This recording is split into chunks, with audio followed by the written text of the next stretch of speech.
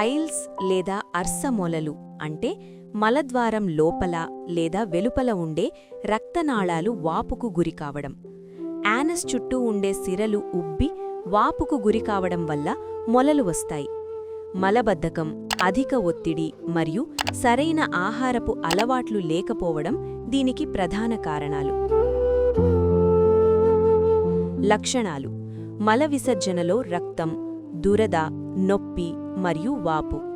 Fibre ఆహారం, ఎక్కువ నీరు తాగడం మరియు వైద్య చికిత్సతో దీనిని నయం చేయవచ్చు. కారణాలు: దీర్ఘకాలిక మలబద్ధకం, మల విసర్జన సమయంలో అధిక ఒత్తిడి పెట్టడం, పీచు పదార్థాలు అంటే ఫైబర్ తక్కువగా ఉండే ఆహారం తీసుకోవడం, స్థూలకాయం, ఎక్కువసేపు కూర్చోవడం.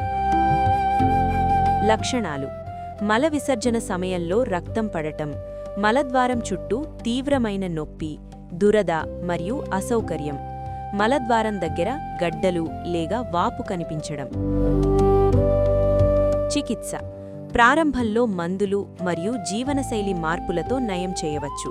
సమస్య తీవ్రమైతే సర్జరీ వంటి చికిత్సలు అందుబాటులో ఉన్నాయి. ఆయుర్వేదంలో క్షారకర్మ అనే చికిత్సా విధానం ద్వారా మరియు అగ్నికర్మ, రక్తమోక్షణ అనే విధానం ద్వారా వీటిని తగ్గించవచ్చును. కొన్ని రకాల అర్సమొలలకు క్షారసూత్ర ద్వారా లైగేషన్ అనగా బంధనం చేసి చికిత్స చేయవచ్చు.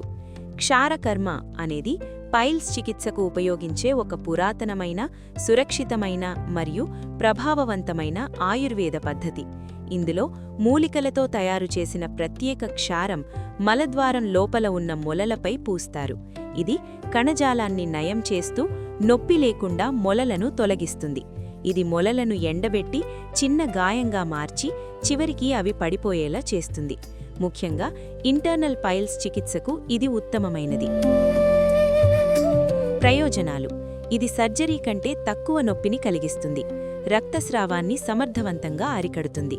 ఇతర శస్త్రచికిత్సలతో పోలిస్తే ఇన్ఫెక్షన్ రిస్క్ తక్కువ.